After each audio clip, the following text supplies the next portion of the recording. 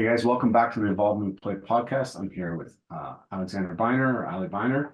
Ali is a journalist and author. He's the author of a new book that's just come out called The Bigger Picture, which is about how psychedelics not only help us change our own minds, but potentially offer a pathway to changing systems of the world that we live in. Ali was one of the co-founders of Rebel Wisdom, which was a very important part of the sense-making space. It helped John Vervaeke, my good friend, get well known, and we've had a chance to kind of chat a few times. We met last year at ARC and had a really great time together. And I have just, last summer experienced my first psychedelic journey, and then I had a second one a few months ago. And so figured it'd be a great time for us to have a chat. And then I read most of your book. It's a very interesting book because it's actually like so much of it feels in some ways like a summary of what people are thinking about in the sort of sense-making liminal web space. It's like you're citing Slate Star Alexander and Jordan Hall and John Vervaeke, and I'm like, oh yeah, I know all these people. I know these things he's referencing, and so it was very fun to kind of dip into that and see a lot of the same conversations that I'm already in, but kind of framed through this lens of how does psychedelic revolution help us solve the meta crisis? So let's start there with your understanding of the meta crisis. I just had Jordan Hall on a couple of episodes ago, and he was one of the first people, I think, using that term and using the term the big crisis in the bigger picture. So could you talk about like what is the thing that you're hoping psychedelics can help us solve? Yeah, it's a good question. So maybe I'll start with my definition of the meta crisis. In the bigger picture, I call it the big crisis purely because what I wanted to do is bring these ideas to a broader audience. And I noticed that when I said the word meta, people don't know what the word meta means in the general public. And so it just already you lose them in some way, which is why Davos said they called it the poly crisis. And I don't really like that phrase that much either. And so I was like, listen, I'm just going to call it the big crisis. And that just like softens it for people. And then they can get into it. But effectively, I'm talking about exactly the same thing, that Jordan Hall's talking about and others. So I would describe it as the multiple overlapping crises that we face at this moment in history, which includes everything from exponential technology, nuclear proliferation, geopolitical instability, of course, climate change, and the meaning crisis. I would sit within the meta crisis. Some people have a different take on that. I've talked to Peter Lindbergh about this a bunch. We have fun figuring out like, okay, where do you stack the deep crisis of meaning in the West within the larger crises? And I think they at least overlap in like a Venn diagram, if not the meaning crisis being one of the crises we're dealing with. And in the book, I talk a lot about the importance of having a complexity mindset, of understanding that complicated problems, complex problems are different things. This is something that Daniel Schmachtenberger has talked about, and Jordan Hall, and a lot of the people whose work on this. And John Vervaeke has talked about this. Yeah, so I think this is a really important point. And then there's also a lot of people outside of the sort of sense-making world and liminal web, or whatever you want to call the corner of the internet that we skulk about in, and who study complexity. And Jim Rutt is one of them. Who's within that world, but there's the Santa Fe Institute, who are kind of the leading group studying complexity, and there's many more. So I'm quite into that, and understanding that we're living in this. Nora Bateson's another person who's relevant there. The problems we're trying to solve are changing, evolving, and adapting as we're trying to solve them. So it's a dynamic, changing process, which is really the kind of world that is revealed to you when you take psychedelics, that you are a part of a dynamic, changing, living, breathing universe that is sort of interpenetrating you. There's a lot of links in philosophy. The philosophy that came out of psychedelics, or some of it is like process philosophy, which kind of argues in some sense that you are like when you observe something, Like if I observe this plant on my desk, it's not like me, the subject, observing this separate object. In some sense, there's a process happening whereby we're both connected to it. And in fact, I've heard John Vervaeke talk about this, where he said in a talk recently that your mind isn't in your head, your mind exists between you and the world, right? And so in many ways, psychedelics give you a lived experience of that, which I do think is true, or true enough. And so they can help us to, well, I'm quite careful in the book not to say that, a bunch of people dropping acid is going to solve the meta crisis, because that's not the case.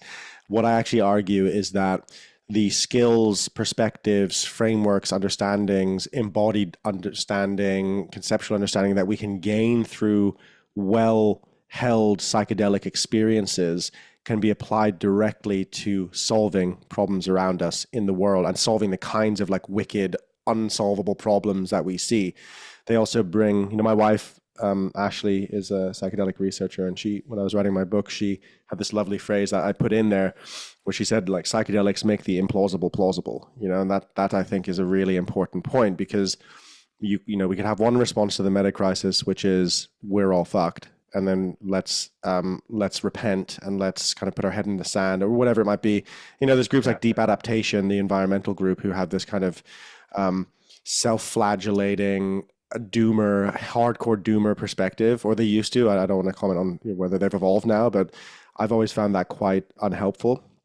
And I think psychedelics can really bring us into this new, well, we know what in the brain they help aspects of our brain, parts of our brain talk to each other that weren't. They help break us out of rigid structures and beliefs. Like there's this theory that this is Robin Carhart-Harris, is a psychedelic neuroscientist. He talks about how depression, anxiety, addiction are all effectively, a form of canalization in the brain. So like imagine like a canal. It's just like it's driven in, that like it's just so repeated that it's wired in really deeply, and people just get stuck in it. It's a bit like Mark Lewis, who John Vervaeke talks about. It's reciprocal narrowing, right? You're stuck in a rigid structure. Psychedelics help you break out of that.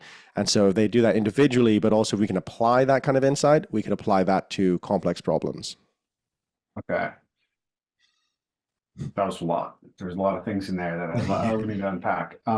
Just to start with, let's talk about the difference between complicated versus complex problems. This is really a key idea, I think, going forward in this conversation. It's something that we've touched on the podcast quite a bit, but the audience won't necessarily just be familiar with that right away. So you can just break down what those are, and why that's a really important concept to carry around. Yeah, so I mean, it's important to get the distinction, because we're not really taught it in school very much. It's something that should be taught but isn't, and so it's just not in the cultural understanding, but really I think needs to be. So a complicated problem, well, let's say you can see it as two different types of system: a complicated system and a complex system. So a complicated system is closed in that it's just interacting with the parts in it are interacting with each other and nothing else, like the engine of a car. It's a closed system. You could argue that no system is really closed because everything is interconnected, but let's just like forget that for a moment. So you got a closed system. If my car breaks down, I have to open the hood and I look at this, there's loads of different moving parts. Same in like a grandfather clock, or, any kind of mechanical clock. It's like, oh, there's like these little things, and this widget pushes that widget, and if that widget isn't working, this one won't work. So if I want to solve a complicated problem, I have to map the system, and then I have to figure out what's not interacting with another part, and then I have to fix it in some way. So it could be really hard to do, and I might need an expert to help me. I might need a car mechanic, but I could probably solve it with YouTube given enough time. I just educate myself on that. It's like, okay, because it's also not changing while I'm trying to solve it. The problem is just the problem, right? Yeah. So that kind of problem is solvable, right? Because it's a closed system, and it's doable. A complex system is different. A complex system is more like a city, or a human, you, me, like all of us, or an ant colony. So in a complex system, you have many different parts that are interacting, often sort of semi-independently, but it's through their interactions they create something called emergence. So they create more than the sum of their parts. And there's a kind of like adaptive intelligence that seems to come out of that interaction. Like, for example, the intelligence of an ant colony is actually about all the it's created through the interactions of the individual ants and the information and the emergence that happens from that. So the whole thing is really intelligent. You can adapt to problems. And one thing about complex systems is that, like, if I kick some of the anthill and like destroy some of it, it will adapt and change. And it will, Yeah. within reason. Like if I start like really going at it with a bulldozer, probably the whole system will collapse. But it might not. Sure. They're really resilient and they're diverse as well. So like a rainforest is a complex system, and that's another quality of them, is that there's a lot of diversity in them. There's loads of different elements to them. Yeah. So I think I'm kind of poking around in my mind about the difference between a complex problem and a complex system, because it feels like there's a distinction there. Like my understanding from talking to John about this, reading about this, is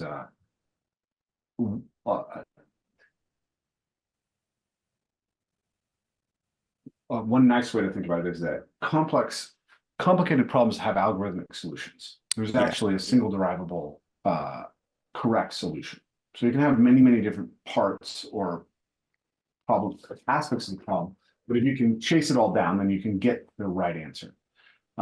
Whereas complex problems actually don't have a single algorithmic solution. They have heuristics that allow you to navigate through them. So the game of tic-tac-toe basically has an algorithmic solution, or even the game of Connect Four. Yeah. But chess has like 30 to the 64 potential pathways through the game, and that's because there's an average of 30 legal moves available per turn, with 64 turns per game, or the opposite. I can't remember which it is. It would be 64 to the 30. In any event, it's a very large number, and there's no way to derive an algorithmic solution to it. So you have to use heuristic control. But chess isn't actually a complex system itself. It's just a complex problem. One way that occurred to me of thinking about this as you were speaking, which is interesting, is and I really think that Nikolai Bernstein is so a lot of people in the kind of 4E science world, Jordan Peterson, everyone, I think in kind of our little corner of the web, we're all very influenced by J.J. Gibson and ecological psychology, which basically asks not what is in your head, but what is your head inside of, and he gives us the theory of constraints and affordances. And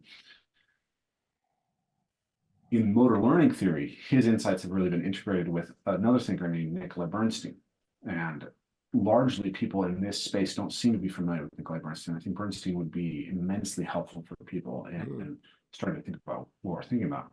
Bernstein described, essentially prior to Bernstein, the theory of motor control for how an individual agent actually walks or does any kind of physical action.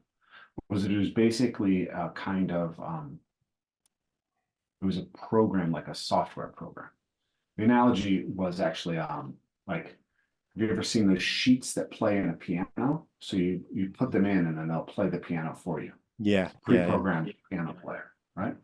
That was the analogy that we thought about. We thought basically when you were learning a motor skill, it was like you were building that sheet, and then when the skill was needed, you would press the right sheet and it would come down, basically. And then, later when we developed software, obviously that became our analogy for this. So this is the information processing theory of motor control.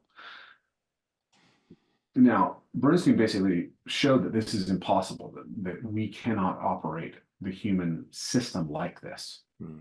And he identified two problems. One is called context condition variability, and the other is the degrees of freedom problem. So I think I'll start with the degrees of freedom problem, because they're kind of interconnected. So degrees of freedom problem says you have, all of your finger joints, your wrist joint, your elbow joint, there's multiple components to that, and your shoulder joint that are going to be involved when you bring your hand to your mouth.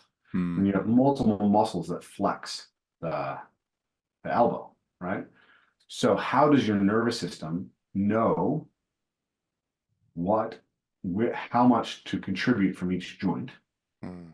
and which muscles to fire, right? Because there's redundancy through the entire system. Yeah. So so you actually have a combinatorial explosion of potential pathways that your nervous system can use to do a potential action. That's cool. So then you have what's called context condition variability, which is actually at the very base layer of the nervous system. The way muscles fire creates noise, Mm. which means that every time you do a motor action, it's actually not exactly the same as the previous time. It's Heraclitus, right? You can never step in the same river twice. You can never touch your mouth the same way twice. Mm. In the same way, every time you take a step, right, how fast you're going, what the wind resistance is, where the ground is relatively. So the perfect motor program for taking a walking step is completely different if you change the slope, Mm. or if you're on sand versus dirt versus concrete. So that's a context condition variability thing. So these two problems basically mean that you have to be a complex movement problem solving thing in order Yeah. to actually move in the world, which is why machines don't work very well. It's why it's been very, very hard to produce machines that have anything like the agility and dexterity that living things have. Yeah. Yeah. Machines are built of components that have single degrees of freedom, generally. Sometimes 2 degrees of freedom. Mm. But a hinge has 1 degree of freedom, right? But a human elbow actually has multiple degrees of freedom. It's not a hinge. Yeah. So the reason I bring this up is kind of quite a large tangent, is this idea that a complex system is a system that's made up of components that have multiple degrees of freedom, and therefore its behavior is not all algorithmically derivable. Whereas a complicated system, like a machine, like a clock, or like an engine, is made up of mechanics. Actually, basically functions off of single and 2 degree of freedom subcomponents. But a human body or an ant colony, Mm. even chess, right, Mm. Yeah. is made Yeah. up of component parts that have many degrees of freedom, whereas checkers has much fewer degrees of freedom. Connect Four really has only the 1 degree of freedom. Yeah. Yeah. Absolutely. I love that. I love that. I haven't heard that before. That's absolutely fascinating. So yeah, thank you for bringing that in. I mean, what comes up for me listening to you with that is just the layers of, so yeah, the layers of complexity that as human beings we are dealing with on a daily basis, and then the disconnect between the way that particularly on the nightly news, or just, and even on the policy level, we're trying to solve problems like global warming, or problems like political polarization. We're using, and this could be a remnant of the Enlightenment. It could be because we use computer metaphors now, like you reference. That's been happening for long. It used to be mechanical in the 1900s. It was like because trains were coming out and there's the Industrial Revolution. It was all mechanics, and now it's all computers. And those metaphors can be really misleading, because actually we're part of this insanely complex process and system. And the first step of good sense making there is to stop and perceive and listen and feel, rather than overlay a mental model on top of the problem and think that that's going to be the solution.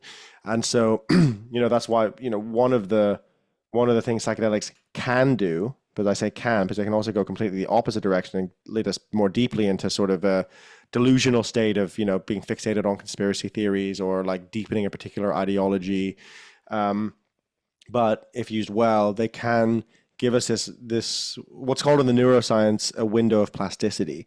So this opening of possibility, connection, that, oh my God, that thing connects to that thing, and this thing connects to this thing, and it connects to me, and I'm feeling this, and I feel like inspired by that. So there's an element of problem solving that can come about from that, which I think, I argue it gives us a lived experience of being in a complex world. Like we see it, feel it, smell it, sense it.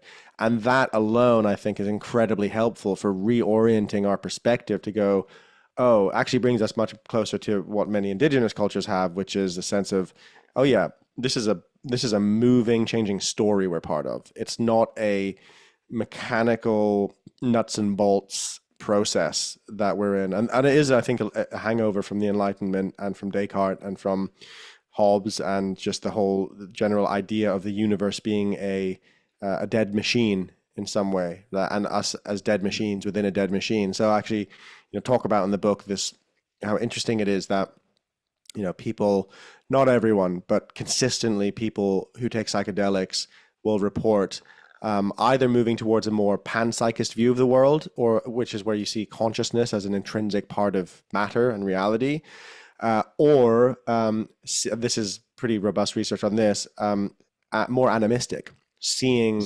like there's a Johns Hopkins study where they, people reported attributing consciousness to natural, to aspects of the natural environment at a really high level. Like, so I can't remember exactly. I think it was like 70% of people like, yeah, trees are alive for sure.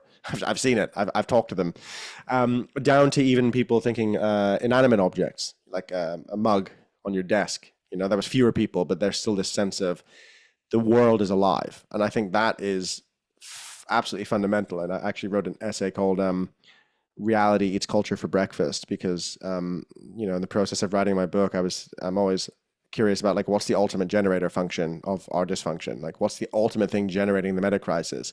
And I think, there's this phrase in business, culture eats strategy for breakfast. And then I thought, well, for a long time I was like, yeah, okay, we need to change culture. And then I thought, wait, where does culture derive from? And I think in part it derives from our metaphysics.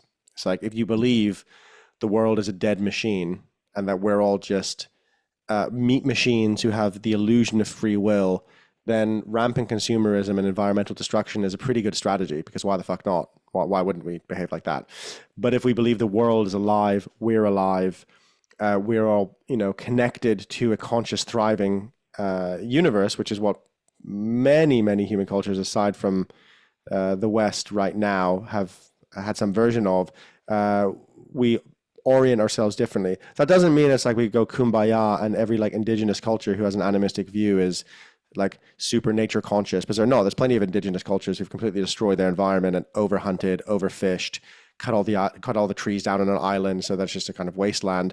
That absolutely happens. So it's not like I'm not arguing for that kind of simplistic solution, but I do argue for a kind of a return to atomism in some way. The Terence McKenna, the psychedelic philosopher, had a whole book called The Archaic Revival, where his argument was we need to revive aspects of our Paleolithic ancestry. So ritual, communitas, deep connection, psychedelics, tattooing, all these different aspects, but bring them into the new hyper technological world we live in. So it's not like you can't just escape back and be like, okay, I'm going to go live off the land and forget about generative AI and just hope nothing happens to me, because that ship has sailed.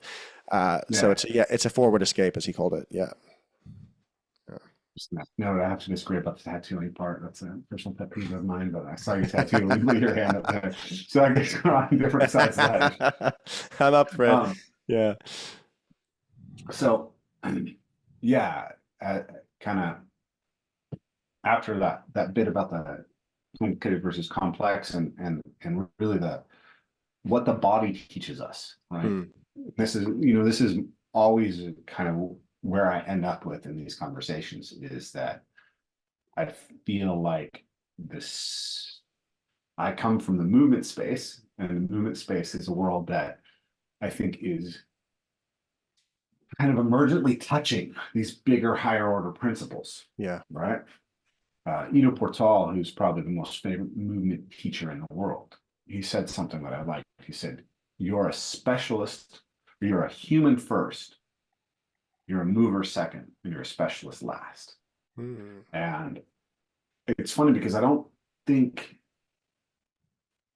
Ida's really made the jump to that highest order principle, but he pointed it out in a really brilliant way, right? So most of our traditional physical training practices, right, like they're really just about producing an output from a kind of physical standpoint, or at least that's the way that they've been treated.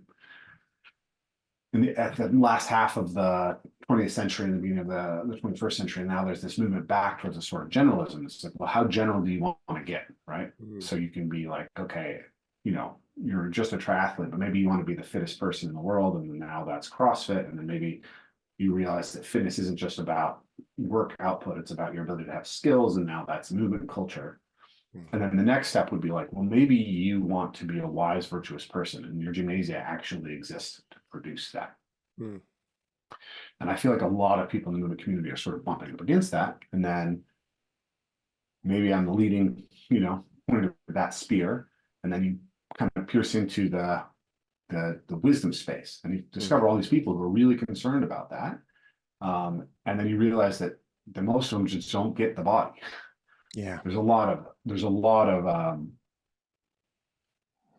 talk about embodiment. Yeah.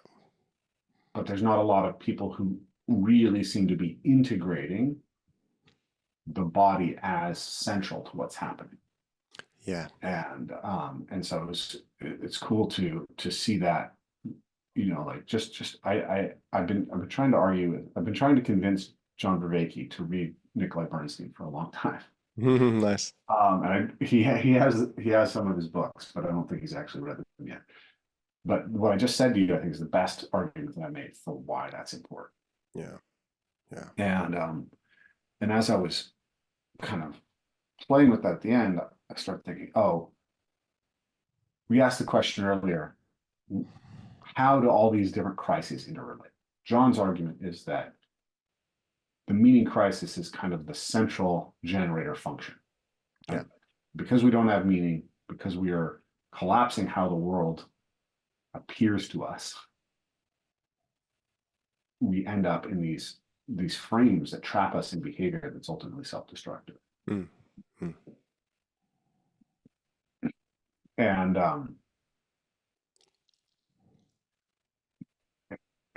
that Cartesian aspect seems so central, right? This idea that you had this radical process, this radical idea of how do we become truly certain about things? How do we ground our epistemology so that we can be really certain about something? And we end up with these assumptions about a mechanical, sort of mono-efficient cause world. Right? Yeah. So if people are not familiar, referring here to the different types of causes that Aristotle's talked about. Efficient causes, the forces that preceded something. So you can say X happened, X is caused by Y, right? And the sort of Cartesian revolution gives us a worldview where we lose all of the rest of Aristotle's causes. Yeah. And we lose this understanding of the world as these flowing relationships, and that's now kind of hitting the McGilchrist territory. Yeah. That this is the behavior of the left brain, or the way the left brain sees the world. And he talks about the idea the right brain inherently understands the world as relational. When Reiki says your mind is not in your brain, yeah, it's in between you and the world, he's talking about the same thing that McGilchrist is talking about as this moving flow between, yeah, things, and this sense that you can't actually find pure discontinuity between the individual and the rest of the world. Yeah, yeah. There's something else that brings up for me about embodiment, which is really fresh for me because I'm doing a breathwork teacher training that I've been doing for the last 8 months or so, and we did the first section online on Zoom, which was useful, but we did our in-person one last week, which was phenomenal. I didn't really show the limitations of Zoom in some ways, but because what was really interesting to me, and I think it links back to what you're saying, there's this distinction in the West, I think because of that mind-body split, that our problems are also to be all solved through thinking and through the mind. And of course, like psychotherapy is not embodied for the most part. It's really not touchy at all. In fact, you don't even necessarily shake hands with a proper like old school therapist. You just kind of like, it's very disembodied. And it's very like, let's just get into that mind and let's figure out where the root of the problem is. And I've done a lot of that kind of work, and I've done a lot of, being in or delivering psychedelic retreats. And where actually we'd use an awful lot of embodiment and breath work in that, because that's also that's one of the best ways to integrate a psychedelic experience, is not to jump to meaning, it's to come to the body and to come to the wisdom of the body.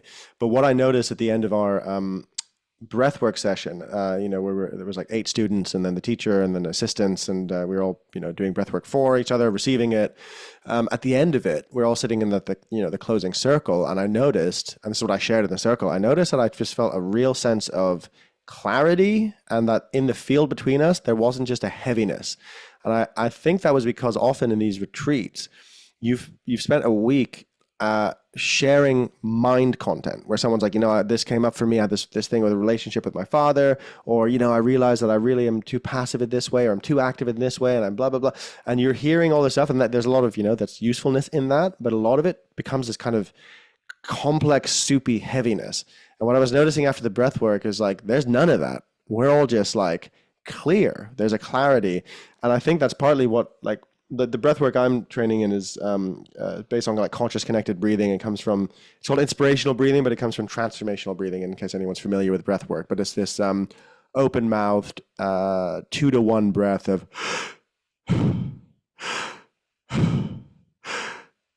and the whole practice is very physical, because we're trying to get our clients to have a proper diaphragmatic breath, like a baby's breath, so that when the breath comes in, it's like someone's blowing up a balloon. And if you watch a baby breathe, they're just like, whoop, perfect breath. And then of course through life we fuck up our breath. And so there's that element, and then it's also deeply, profound and cathartic.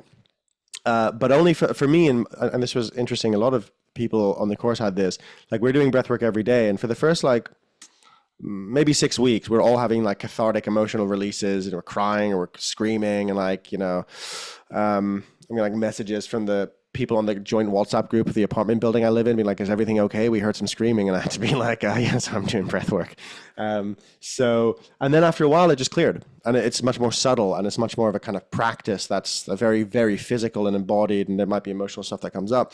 But the point is that kind of somatic process, where emotion is processing through the body, and there's not a lot of content. You might cry in a breathwork session, and you might have a sense of what you're crying about, but very often in my experience, there's just release. I'm releasing, or I'm laughing, or I'm coughing something up, or I'm twisting my body around, I'm moving around. And if there is content, the content isn't the primary point of focus. The relevant thing is the embodiment and the feeling and the processing, and crucially, the breath. You keep on breathing and you breathe through it. And made me over the last few days start thinking about how confronting that is in the West. If, breathwork's becoming much more popular, and if we get to a modality where we're like, hey, if you have a problem with your mind, come to your body and process it through the body. That's going to create an awful lot of tension points in the system, because right now the dominant idea is you've got a problem in the mind, of which the meaning crisis is arguably a part, right? It's also a problem with the body. Then that could start shifting paradigms. And I'm pretty convinced. I mean, I don't think, like John says, you need an ecology of practices. So I think you need all of these different practices, but the embodiment practices have been massively undervalued in the West. And my hope is that, like, yeah, that's partly why I want to do breath work, teach breath work, because it's this beautiful processing that has a cleanness away from, okay, let's talk about your parents again for the 19 millionth time. Yeah. Yeah, that's kind of I've seen the transformative power of parkour and martial arts for many years, right? But there's ways in which I was, stuck, essentially, I've mentioned this a few times on the podcast recently, which is the first time I've really brought it up publicly, but I was sexually abused in my early teens. And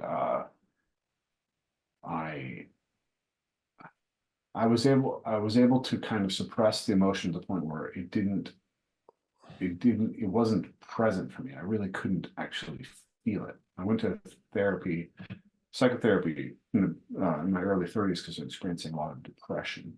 And I ended up focusing in on kind of things around my relationship with my dad, because my dad was very neglectful of me when I was young. And this other thing was there, and the therapist kept asking, hey, is this part of the issue that you're facing? And I kept like thinking about it and being like, well, it doesn't feel like it, And then over the next 10 years, I had experienced a bunch of injuries. I started developing irritable bowel syndrome. I had panic attacks. I had chronic fatigue. Mm. And then basically at the beginning of the year, I had a, inner personal crisis in my little world that really shook me in a really deep way and forced me to look at how I was showing up emotionally and where I might be failing. And I've been working with a therapist for 2 years before that, but but it was, the talk therapy wasn't quite getting me there. Mm. And what we were working on was like essentially the regulation of anger in my system that I was suppressing. I was unable to experience my own anger. Right? So I'd sit there and he'd talk to me about something like my sexual abuse, and he would ask me to tell him what it felt like in my body when I was angry. So I'd say, "Oh, that makes me angry." He'd say, "Okay, what does that feel like?" And as soon as I tried to turn my internal attention to the experience of anger, I would start laughing. Hmm. I Wow. just couldn't hold it, couldn't hold the anger in my body. Mm. And we were working on that for a long time. But in the wake of the big personal challenge in my life at the beginning of the year, I did two things. One, I asked the therapist I was working with to switch from kind of an affect regulation approach to therapy to an internal family systems approach to therapy. Mhm. And he said that if he did that, he wanted me to work with him 6 days a week. Wow. And then at the same time, I went and saw a somatic therapist once a week. So I was Mm. doing breath work and eye work and, Mm. you know, and stuff in person, physically with somebody. And then all of that culminated with an MDMA journey after 6 weeks. And what I experienced was that no amount of talking could get me there. The IFS was definitely the thing that moved me the most as Mm. far as talking, right? Because it shifted me toward this internal dialogical aspect and looking at pieces of myself, and pieces of myself were able to surface and be that were more, more present. And then, but kind of background and all that, because I went into this MDMA session, and the first, I don't know exactly, but it was probably an hour to an hour and a half after I started to really have a strong experience. Was essentially just a pure affective release. Like there was Mm. no content. My brain was not. It wasn't. I didn't have any visions. I wasn't thinking. There was literally no room for thinking. I was tremoring. My hand would start tremoring, and then it would move through my whole body, and then I would just writhe and grunt and scream Yeah. Wow. for about an hour. And this is apparently a very uncommon response to MDMA. It's not common, but Mm. the therapist who worked with me sent me one of the therapists who worked with me had that experience themselves. That was their experience of MDMA. It was the tremoring. And then the other therapist sent me Tucker Max's description of his therapy experience, his MDMA therapy experience. He apparently tremored the entire time and had zero content at all. He just knew that his body was processing trauma, but Yeah. he didn't even go to where that trauma was coming from. Mm. Because what happened for me was after the first hour and a half, I would have these kind of like ebbs and flows, where it was the intensity would ramp up and then it would come down. And as it came down, I would share a story. So I would tell the story of what was happening in my body and what it was related to. Yeah. And I started to say things during, and I started to scream about what memory was being triggered of my experience. And so when I finished that, it was just like, I don't think I could have ever gotten there with standard talk therapy. Yeah. Like what happened in that MDMA session, like, because I'm really good at talking and I'm really good at suppressing emotion and talking. Mhm. So I can talk articulately about it, and I can do all sorts of little logical inference making and symbolic, shifting. But I had to actually, basically, what it felt like was essentially that the MDMA was like a hammer that just broke the wall down and allowed all this affect that had been stored for 30 years to pour forth. Wow. And so I just processed it for I had a very interesting experience. It took the first part of my journey was 4.5 hours, which I guess is not atypical. But then I was sober for 2 hours, and then I went into another hour and a half of tremoring. And then I did it again twice more for 20 minutes that night. And then I woke up the next morning and did another hour and a half of tremoring. Wow. Which is very unusual because the half-life of the drug shouldn't do that. But it was sort of like it had just broken open my nervous system's ability to process something. The nervous system was ready to process itself. Yeah. That was kind of how it felt. So I think it speaks to this idea that treating the self as a disembodied mind that sits in the brain that can be accessed through talk, and that this can make the changes that are necessary. It's not working, right? Yeah. And we know that too. We know that psychotherapy doesn't actually have a high efficacy rate for the most part. Now look at something like addiction. What is the literature on addiction? How effective is psychotherapeutic intervention in addiction versus psilocybin? Yeah. I mean, the interesting thing, I mean, firstly, thank you for sharing that. It's a really powerful story. And, you told me the background of that before, and, feel for you in that sense. And it's really interesting to hear what happened with the MDMA because we haven't spoken since that. So it's also, in a way, makes a lot of sense. It isn't that common, but it does happen. Also, having still tremors or processing at the next day, even though the drug is technically not as active in your system, that happens too. And this kind of speaks to the limitations of the strictly biological model of what's happening with drugs as well, because I've seen all sorts of crazy shit. I can't explain with, I'm still tremoring, right? Yeah. I have the capacity to access the way that my body tremored in that experience now. One of the practices we teach is a shaking practice. So we have a kind of like a basic set of daily practices. And this was actually primarily developed by my collaborator, Aaron Cantor, who was 2 episodes ago for people who are watching this. But essentially we shake, we swing the body, we slide our hands around the body, and we get down on the ground and up off the ground, so squatting up and down, and we move on the ground, right? And these are basically rolling patterns on the ground.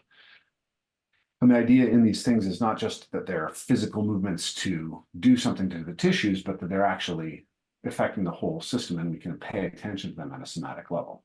And so I was already doing these practices, but in the wake of the MDMA, I've been able to go into those practices and essentially almost lose consciousness in the practices. So the intensity of the practices is ramped up tremendously for me.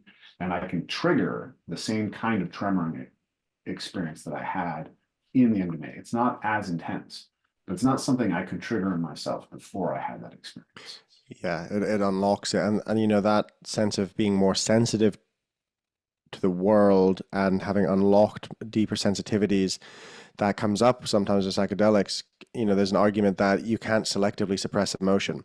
So if you're suppressing fear, anger, shame, whatever it might be, you're suppressing everything. Everything is suppressed. And often what happens with MDMA or psychedelics is that you have the opportunity to go in, meet it, process it, and feel it. And once you do that, there's often a huge expansion of the ability to feel, which can also be overwhelming for people sometimes. And, there's always for some people, there's a risk that they go into more of a manic state after psychedelics. That's why bipolar is counterindicated. So, running a retreat, if someone's bipolar, we, unfortunately have to say no. And this is the same with clinical trials, though I do have a friend who is doing PhD research on a particular ayahuasca recipes for bipolar people, and he is bipolar himself, and it seems to work. His name is Benjamin Mudge, but that's a side note for any proper psychonauts out there who are interested in that.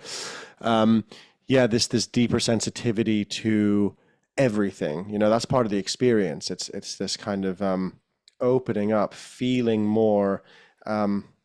Stanislav Grof called psychedelics non-specific amplifiers, so they amplify whatever's there, and I think that's pretty true. I don't think it's the only thing going on, but I think it's pretty true. And it's interesting, right? Because psilocybin and MDMA work quite differently. And my wife's done research on this about like which one's better for trauma, for example.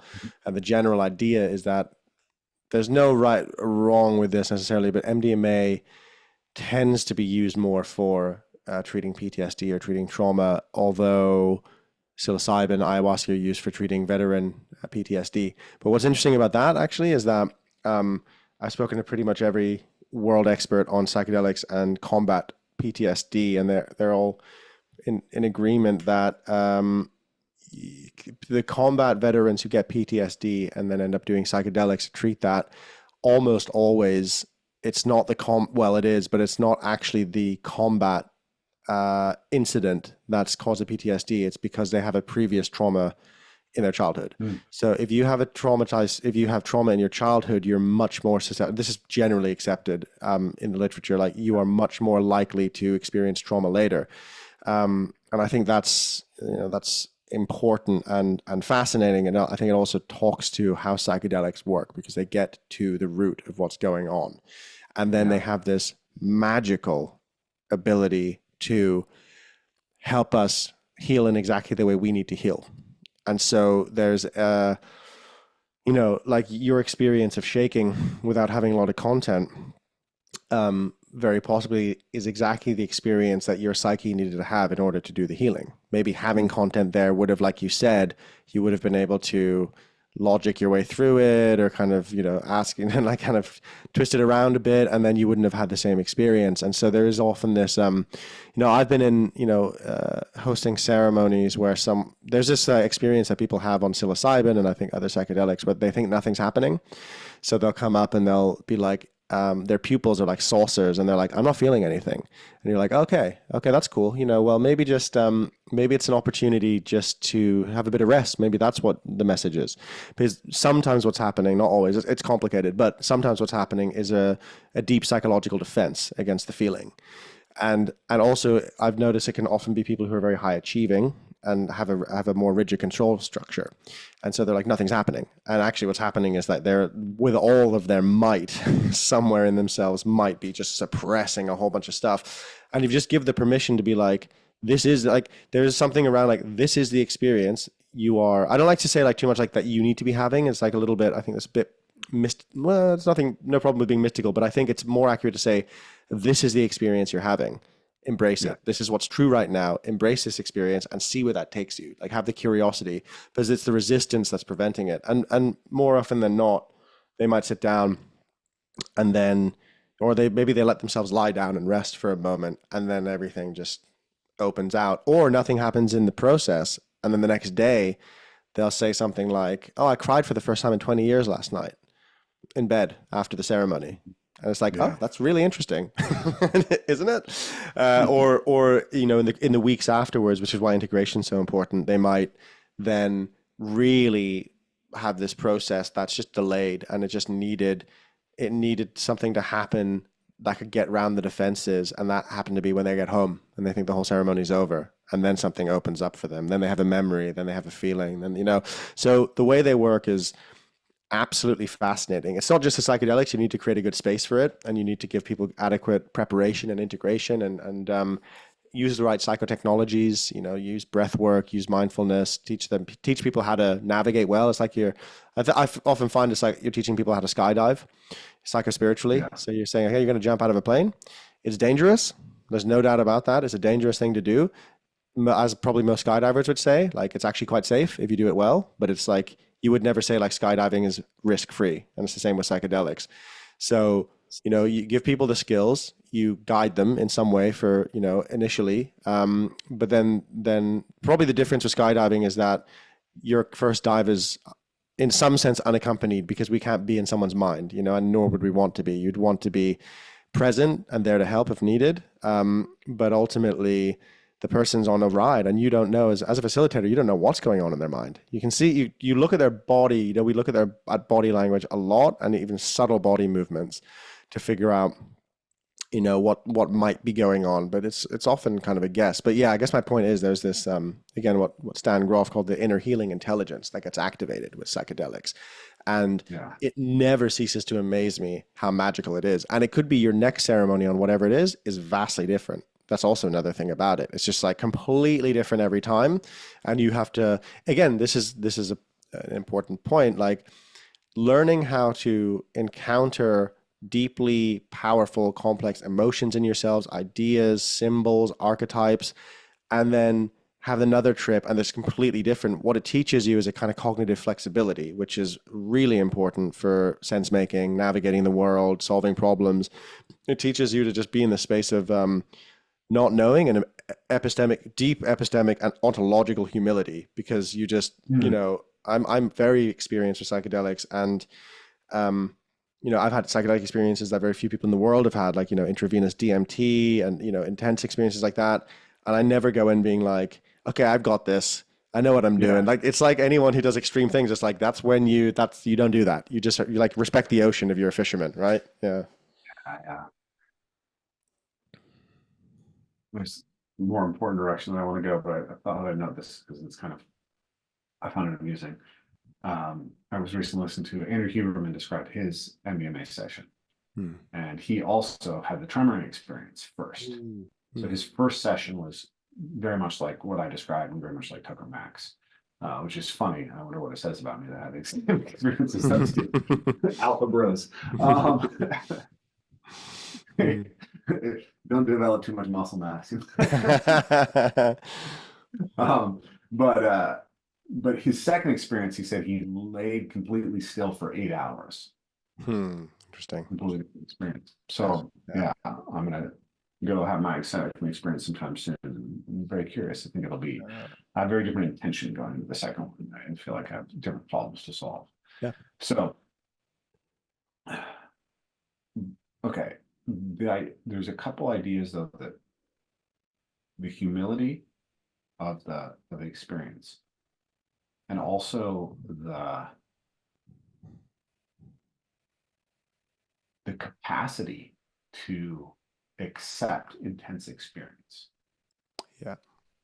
Before before I did my MDMA session, she was telling me like this is going to be one of the most intense experiences that you've had, and I was like, I think I'm okay. I think I'm going to be okay because I've gone canyoneering, right? I've done Hmm. lots of parkour, but for some reason, the experience that I was like, I'm going to make it through because I've done this was canyoneering. Because in canyoneering, you're stuck in the canyon for like sometimes I've been in the canyon for 9 hours and Yeah. you're cold, so you're shivering at times.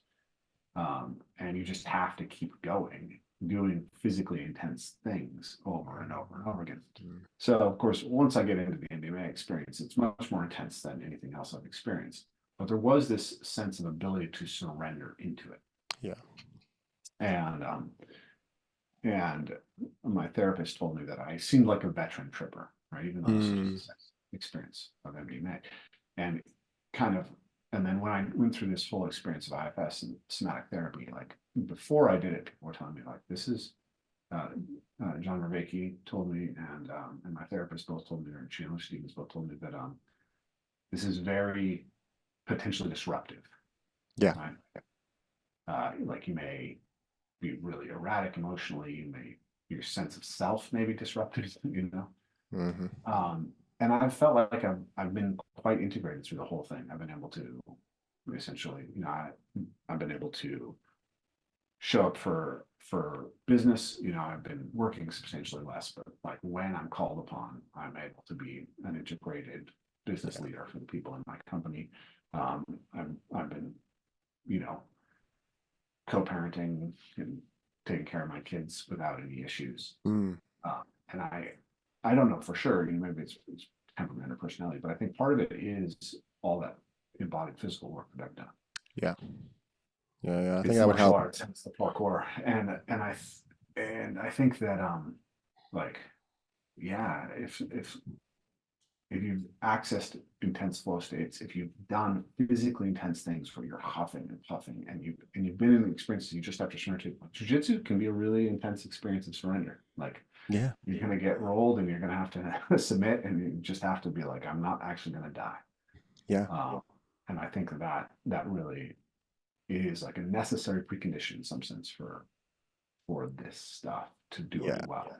Definitely. And I Uh, think the key word there is surrender, because or accept. I like the word accept as well, because surrender is a strange connotation in the English language, but it is effectively that. It's like deep radical acceptance of what's happening.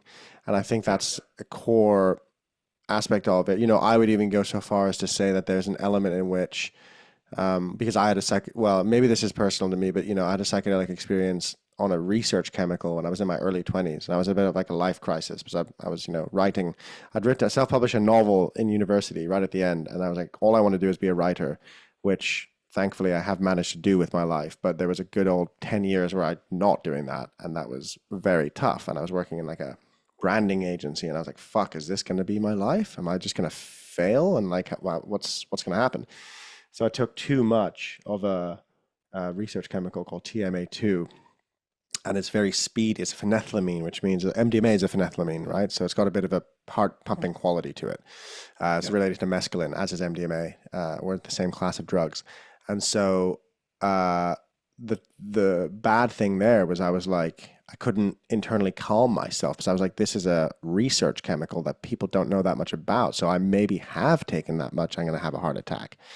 And I was also lonely. I was like badly resourced, because I was just going through a life crisis. And so then I had this whole, horrific trip where I was convinced I was going to die. And that put me through a process of a good 4 or 5 years of, I was functional, but I was having panic attacks. I had PTSD basically, So that experience, and it was a breathwork session that was the thing that actually helped me process it, where it took me back to the moment and live through it again and feel the fear and re-experience it, which is also a theory of psychedelic healing for trauma. It's like it'll bring you back, you will relive it, but experience it, and then it places it in a different part of the memory. And so then it can be kind of processed. But that really stuck with me, because I thought, okay, there's something about, what did I learn from? I learned a lot from that. I learned a lot about the shadow, and I learned a lot about my fear of death, and I learned a lot about the Zen idea of like being ready to die. Not like seeking it out, or not pretending like your body isn't going to be afraid of death, because it just automatically will be, but the sense of somewhere spiritually feeling like it's okay to die. And there's a feeling of that in me sometimes when I take psychedelics, where I think, I know that they're incredibly physically safe. In fact, safer than drinking a bottle of whiskey, certainly, right? So, however, there's a kind of stance I find very helpful, to be like, okay, yeah, maybe this is it. Maybe I'm going to die. Even if I don't necessarily think it. And there's like a relaxation in that. That's almost like I don't know how quite to describe it, but there's a kind of radical, because if you think of radical acceptance, it has to be radical if you really want it to go deep, So there's a sense of peace and acceptance. And that also, psilocybin's been used for end of life anxiety in cancer patients. It's one of the first studies that happened, and, it can really bring us to a sense of okayness with mortality. And I think that's one of the most powerful aspects of psychedelics. Yeah. There's a couple of interesting directions I want to go there. I suppose one thing that I could bookmark first is, during my experience with the MDMA, when it got really intense, I found myself chanting, I accept the pain, I accept the pain. I Oh, accept the pain. nice. Yeah. And the pain is good. Pain is good. Yeah. So that was like something I was actively accessing. And so, you were talking about the idea that some people think that if we all just did enough acid, the world would be fixed. Yeah. Right? Well, my dad was one of those people. He said that to me, maybe 9 months before he died.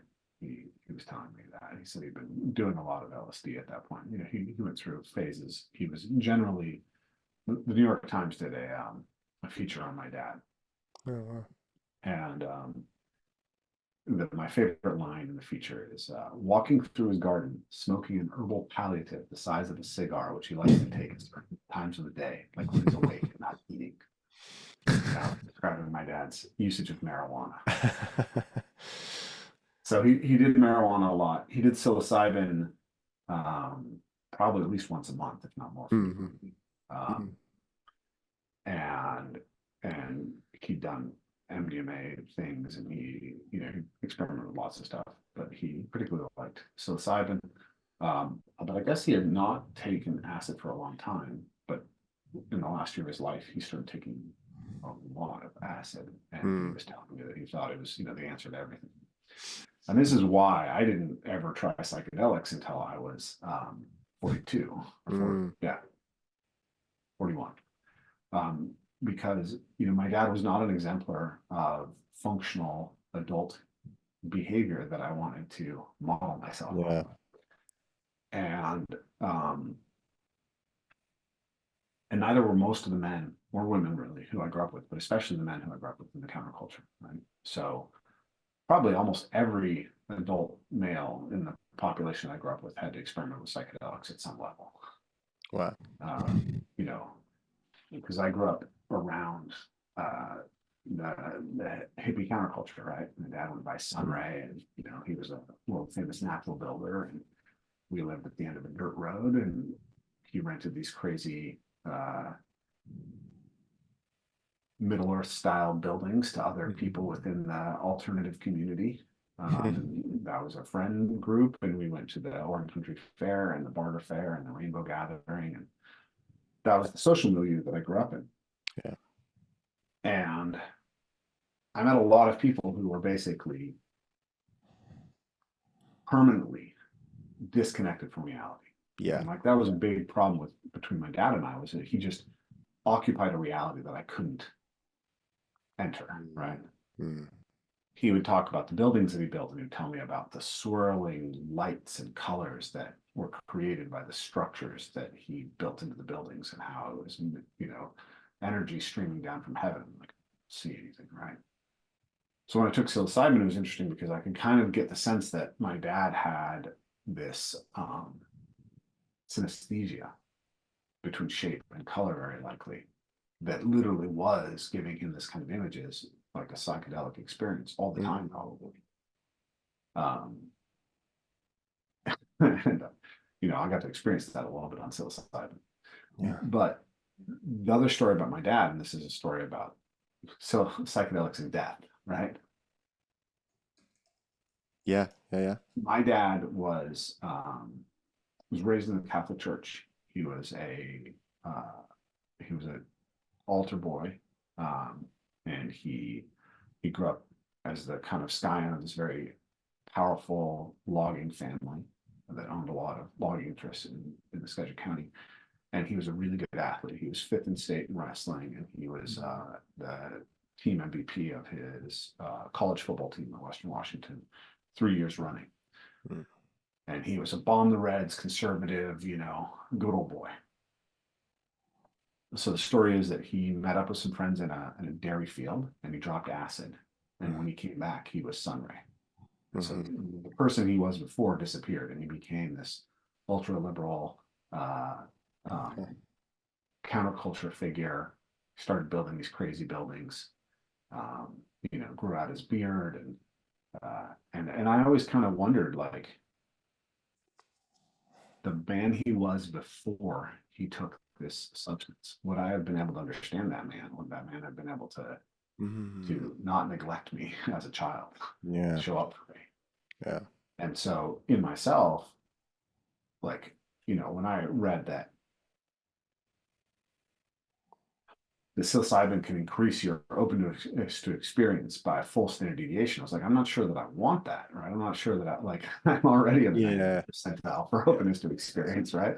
I don't want to open my brain to the point where like I'm susceptible to any stupid idea out there. And that's what I saw all the time, is that, my mom always told me when I was young, like, open your mind, Ray. Like, astrology doesn't mean anything. She's like, open your mind, Ray. Like, all these things, all these spiritual beliefs that people had around me that seemed completely incoherent and disconnected and ungrounded, and which were not resulting in more moral or ethical behavior, were all excused under this like free your mind sort of stuff. Yeah. Yeah. So for me, venturing into psychedelics was in some sense like risking the death of the self that I was, that I had stabilized into, that I felt protected me from the chaos of the childhood, right? And the people that I'd experienced. And, Jordan Peterson talked a lot about it, and he was about psychedelics, and he was a big influence on mine for a long time. And then through John, I got better and better aware of it with the work you guys have done with Rebel Wisdom. And it's been in my scene for a long time. But so I had this idea, maybe it would be useful for me, maybe specifically to heal some of my wounds around my relationship with my dad. Yeah. When my dad died ultimately of cancer. He died directly of a heart attack, but it was downstream of cancer last July on the first day ever from the source and biggest event of the year. And essentially he had done some really beautiful repair work with my sister, and I'd never kind of gone to him with some of my wounds and really said, I really need to do some repair work with you. And the lead up to his death, I was really hoping to do that. But kind of on the last day that I had with him, my sister was there, and that conversation sort of ended up dominating it, and I didn't feel like butting in. And then the next Sunday, he died. No, I'm sorry, man. Yeah, it's tough. And immediately after he died, basically, I was like, okay, it's time to take the psilocybin journey. Yeah. And so I had a cousin who was very good friends with my dad who would do the psilocybin journey with my dad. And so they would make a tea, and they would take it as a tea, and they would do, and then they would take a sauna together. My dad really loved saunas. So first, for my psilocybin journey, I went to my dad's land, and I had my cousin with me there to help guide me, and one friend, and he made the tea that's exactly the way that my dad would take it. This is my dad's sauna, and I spent 4 hours in the sauna. Wow. So that was my experience of psilocybin. And I came out at, I remember, I was really afraid of becoming sun Rafe, right? Yeah. Radical break with reality. And I remember in the middle of the journey, I was like, okay, I'm not coming out as sun Rafe. Yeah. I'm going to be stable in my personality when I come out of this. I'm just going to let my own light shine a little bit brighter, basically. Yeah. I don't have to carry so much shadow. I don't have to be so restricted. Yeah. And then I had this MDMA journey, and in the wake of the MDMA journey, my capacity for empathy is dramatically different, right? I've been watching mixed martial arts since I was 12 years old, 13 years old.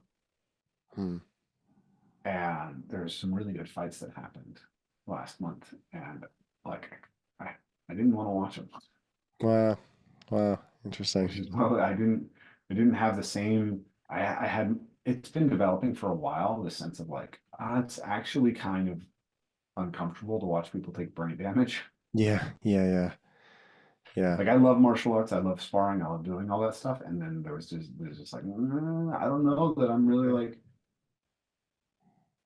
and then yeah, it was interesting to experience that afterwards. So I look back now at where I was 3 months ago, and I think in some sense I died, right? The version of me that I carried into those two experiences is not the version that I'm currently in. And that was precisely what I was afraid of, right? Because what is a self, right? In some sense, it's like a biological apparatus, and mostly the same biological apparatus, and it's a story that you have about yourself. If you woke up tomorrow and all the story was deleted, you're not you. If you woke up tomorrow and your biology is sufficiently shifted, even if you have the same story, you're not you. Phineas Gage, right? He still remembered the person he was, but his brain was so altered that he was essentially a stranger to everyone he knew. Yeah, exactly. Yeah. And the truth is, we're kind of going through this every day, right? We wake up in the morning and we're slightly different people. It's was it Buckminster Fuller said human beings is a verb, not a noun. We're verbs. Of course, there's a sense of cohesion, which is absolutely essential for some form of selfhood, which I guess is rooted in memory, perhaps. But then, we are changing, and psychedelics can change us very quickly and powerfully. But then often there's a process of the integration process is one of really. I haven't thought about it in this way before, but in a way saying, how would I like to change based on what I've experienced, right? So there's agency in it as well. Or how am I changing? Sometimes there's agency and sometimes there's just change that's happening. That's unconscious as well. But it's about recognizing that and integrating it into the self structure to go, I'm changing in these ways, or I want to change in these ways. And then understanding my continuing process of change in who I am, because then there's a cohesion and a solidity to that, and there's not a sense of derealization or depersonalization, which can happen when people don't integrate properly, or if they just take too many psychedelics in a row as well, Yeah. right? That's one of the things.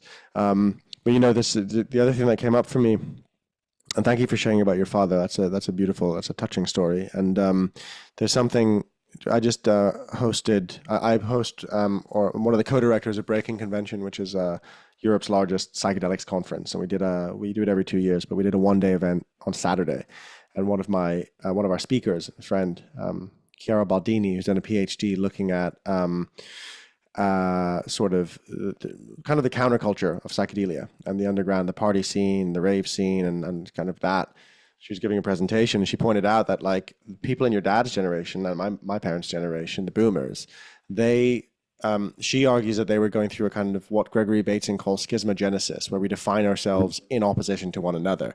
And so you had the rigid, you had exactly what you described. Your dad's like the kind of good old boy, like conservative, you know, there's a certainty to the world, there's a way to live, there's very fixed roles about how that looks, and you don't stray from that. And you don't have long hair, you don't like, you know, them's the rules. And then there's this process of liberation or freedom of okay, well now we can like it's about peace and love, it's about freedom of spirituality, it's about freedom really. There was this fixation on freedom in the boomers. Absolutely. Yeah. Yeah. And so that's interesting, but it's very culturally specific, and psychedelics are incredibly fluid, and they are really largely, not only, because there's also something physical, biological happening that's always the same. So they're not exclusively, I'm not like a constructivist necessarily, but they're non-specific amplifiers. So you have people on the far left and the far right who take psychedelics and get more far left and more far right, right? They don't make everyone peace and love. What's interesting about the boomers is that sense of like we're free, there's also an economic reality to that, where it was like, yeah, you can fucking buy a house for nothing back then. You can quit your job and do something. We live in a very different world. We have the internet. We're a completely different generation. And so now what I observe is that there are still people who take psychedelics and then they're just spouting the most outrageous bullshit on Instagram about their, you know, some new age crap, right? In my view. And there's a lot of people who, if they're taking them in a much more discerning way, which is a whole bunch of people, they are still themselves afterwards. They're changed in some way. They have deeper insight, but they're not listening to like the voices at the time of the 60s was like Tim Leary saying, turn on, tune in, drop out. Like drop out is such a specific message. It's like, get out of this culture because this culture is bad. And I made in my talk on Saturday, I said it's time to turn on, tune in, and drop in, basically, right? It's drop into the world, drop into politics, drop into the reality of the body, and use the psychedelic experience to become more human, not away with the fairies, you know? And I think the psychedelics can do both. It really depends on how we approach them. And so I think increasingly I'm noticing that a lot of people are approaching them with much more nuanced perspective, and the whole idea of dropping out is seen as somewhat selfish and escapist, you know, like, so a lot of people are, you know, more interested in like, right, how do we use this for something meaningful? Yeah. When I was 17 or 18, I think I was in a sauna with a bunch of other kids who'd grown up in counterculture. And I was talking to them about my concerns about environmental policy, you know, and like what we should do about that. And basically one of them said to me, like, man, it doesn't matter. We're all just gonna like vibrate to the next dimension. Like the consciousness shift is happening, right? Yeah. and that was like, I'd had a few moments of hard bouncing out of the counterculture that I grew up in, but that was like, these people are useless. Yeah. Absolutely useless. Nothing to do with anything that they're doing. They're like the amount of spiritual bypassing I saw. Yeah. You know, my dad, you know, used to say, you create your own reality, right? So, you know, my dad cheated on my mom when I Mm. was 12 years old, and he um the girl was underage, so it was illegal. Wow, God. Uh and my parents got divorced, and he had been extremely neglectful to me as a child. And so he ends up building a house next door, and uh and he's kind of lonely, and he's not happy about my mom starting to date other men and stuff. And so one day he tells me that, and I didn't say this to him at the time. I think I probably did say this to him later, but he said, "You create your own reality." And I was like, "Yeah, you create your own reality through your behavior. You chose to cheat on your wife. You Mm. chose to neglect your children. You chose to spend your money not to feed your kids, not to buy clothes for your kids. You chose to spend your money to take trips with your friends that Mm. you didn't bring your family on. That's the reality that you made, that made everybody who's closest to you resent you." Mm. Right? Like, that's how you Yeah. create your own reality. It's not us projecting some image onto you. It's what you've done in the world. And that whole aspect of the counterculture just drove me nuts. And so that's why I've been very, very hesitant as sort of the sense making space has turned towards, or I've seen people turn towards psychedelics, and I've been like, Mm. wait, this is this is dangerous. And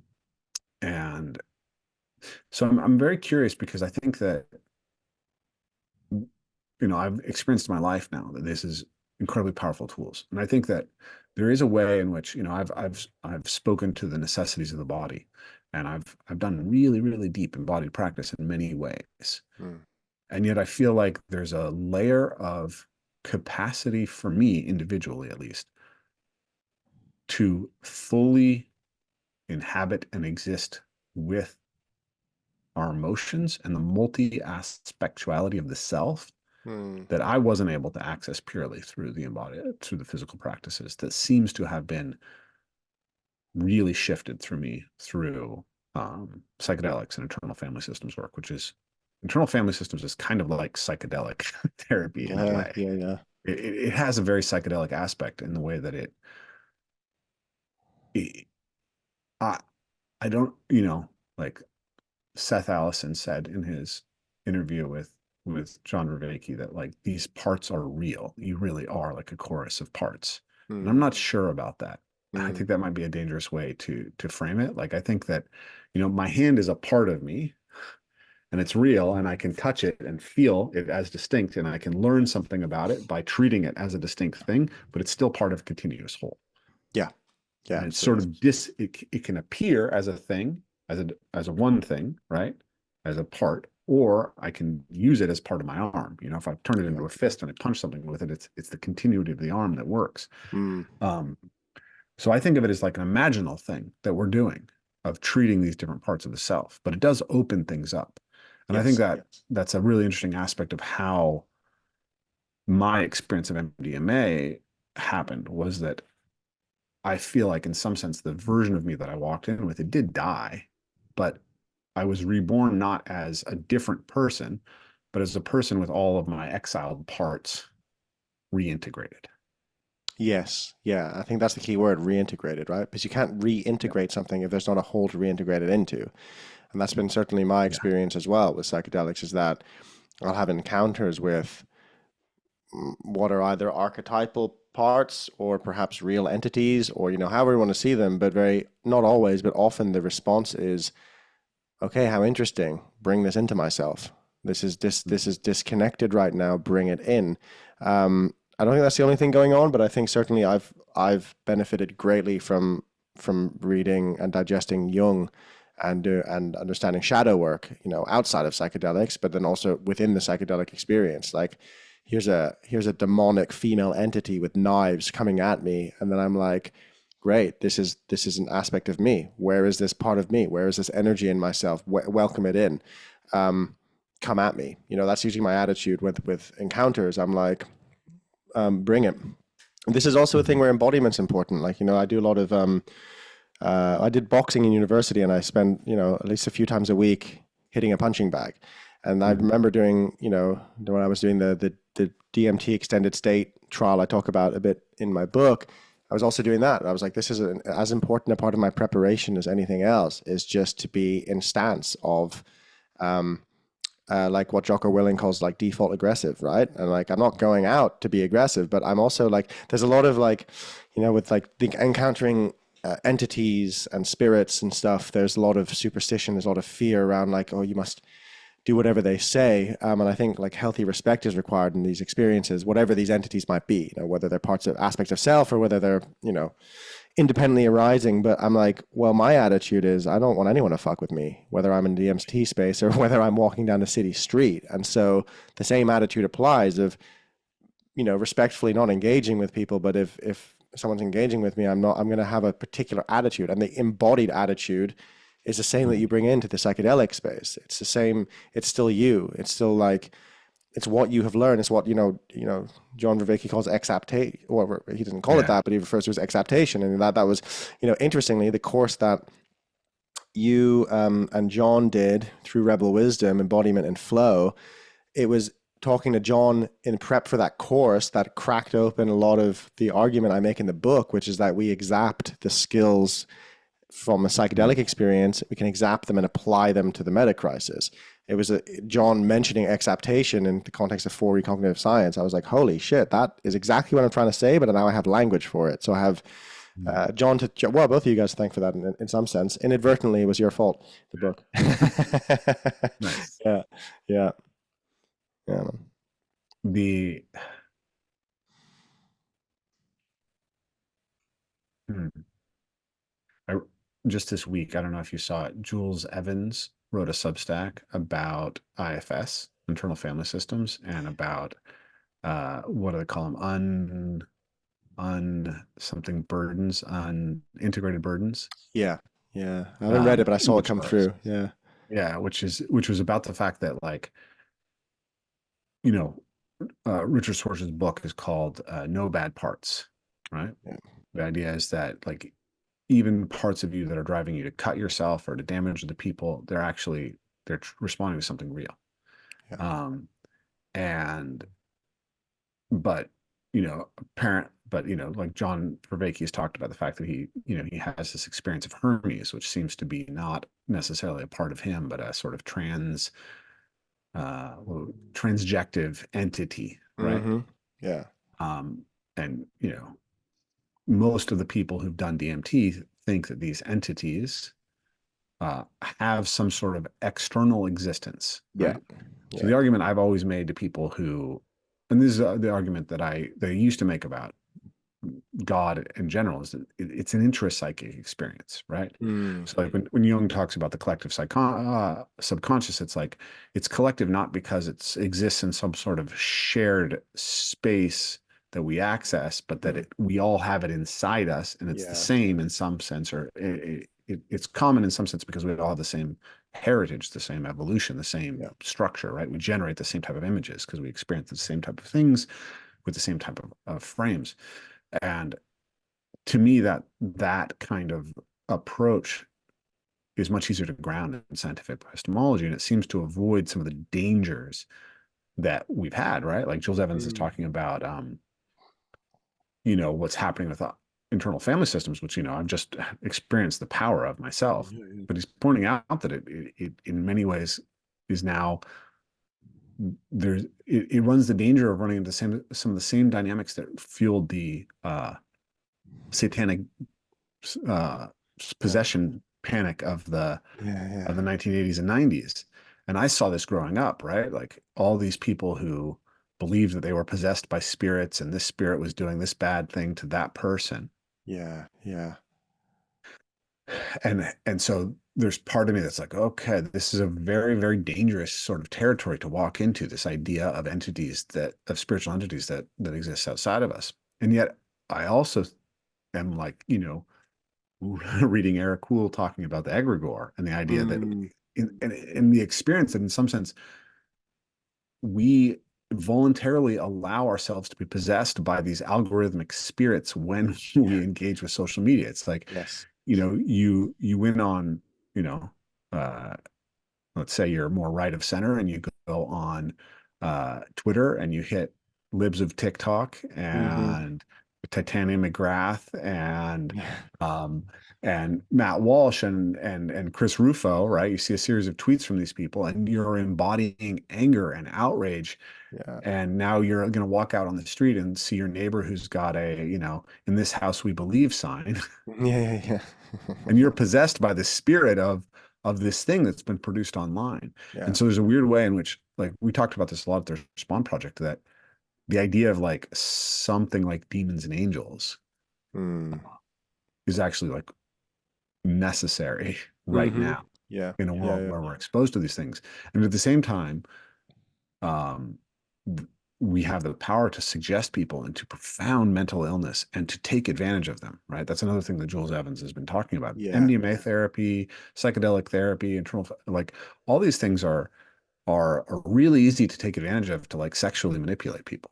Yeah, yeah, absolutely. Yeah, yeah. That's a big problem in the space. Or not a big problem. Well, it's a great concern because of the susceptibility and the lack, I mean, ideally people have good supervision, but of course, like transgressions have happened, and so there's a lot, yeah, that's a huge topic, right? Because also like the shadows of the therapists of like being in this kind of savior, rescuer mode of like, oh, the vulnerability of the client and then the client also being more receptive. So it's one of the main concerns with psychedelic therapy. It doesn't happen nearly as like it happens. It's not like it's happening all the time, but it's definitely a concern, especially in the underground. The underground is where there's no supervision, there's no accountability.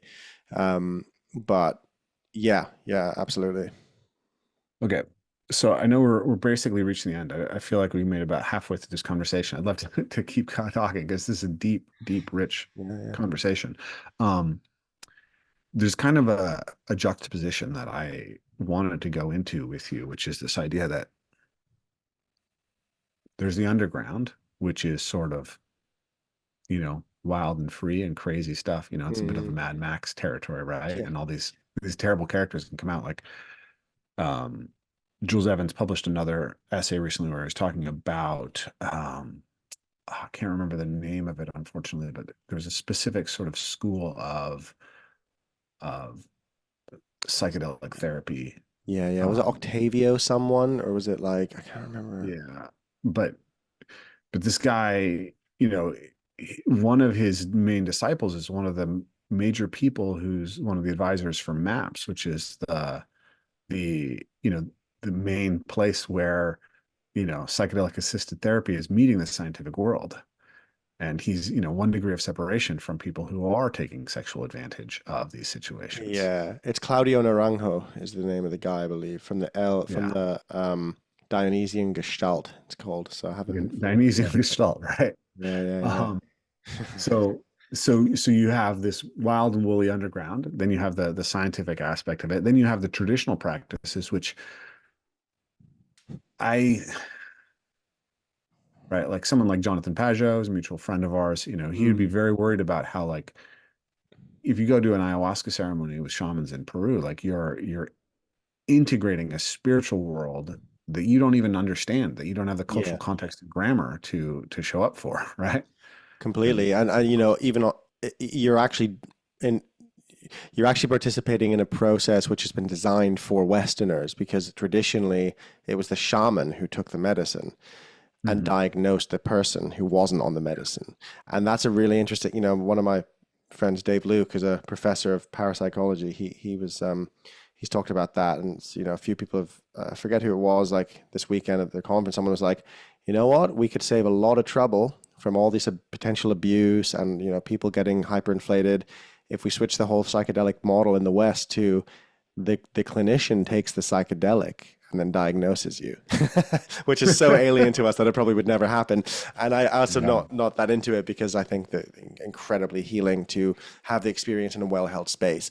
But it's very interesting that like what you see in Peru is really a response to the economic impact of an influx of gringos into traditional cultures, and it's a market. There's a market for it. So now a lot of the shamans are talking about trauma, for example. Yeah, what we do is help you process trauma. The word trauma was not there 50 years ago in that context, right? So they're responding like anyone would to a market. And so yeah, you're taking on there's something that you're taking on of a real deep tradition, and there's something that you're taking on of the circus, of spectacle, right? And so there's a lot of complexity there. Yeah, and this brings up the idea that so you have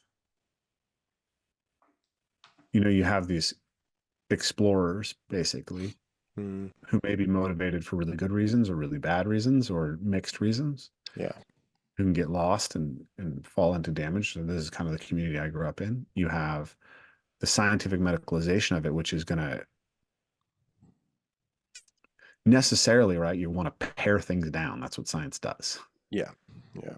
And then you have ceremonies, and then all of this is playing out in late stage capitalism. Yeah. Yeah. Yeah. Exactly.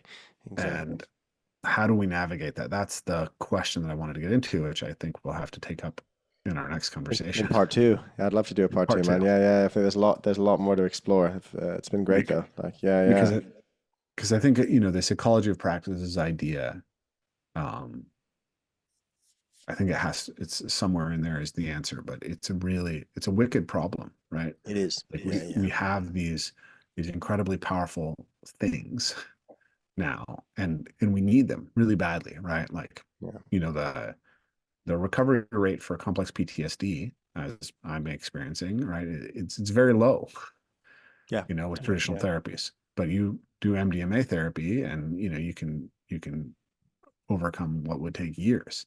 Yeah, yeah, But yeah. it also means that the ethical responsibility of the clinician and the way that it's held is much more. Um, Yeah, you know, it's it requires far more to really earn the right to do that in a way. absolutely. Yeah. And so yeah, so that's kind of, I guess, my final thoughts. Obviously the book is The Bigger Picture. It's right behind you. For Yes. folks who want it, you can grab that. Coincidentally. Uh, Yeah, yeah, yeah. you've got your Substack. Can you remember the name of your Substack? My Substack is also called The Bigger Picture, Okay, which cool. keeps it simple. Yeah, where I write about, I don't just write about, in fact, I don't write about psychedelics very often. I have one piece coming up soon, but I write about the kind of stuff we explored in Rebel Wisdom, and I look at the culture wars, systems change, the hidden code of TV shows and movies, anything that tickles my fancy, basically. Yeah. Very cool. Yeah. Anything else people should know before we sign off for the day? No, I think that's the main thing. Yeah, if you're interested in the work, probably the book is available wherever books are sold. So yeah, that's probably the best place to start. Awesome. Thank you, Alec. It was a pleasure to have you. Yeah, thanks, Rafe. It was a real pleasure to connect again.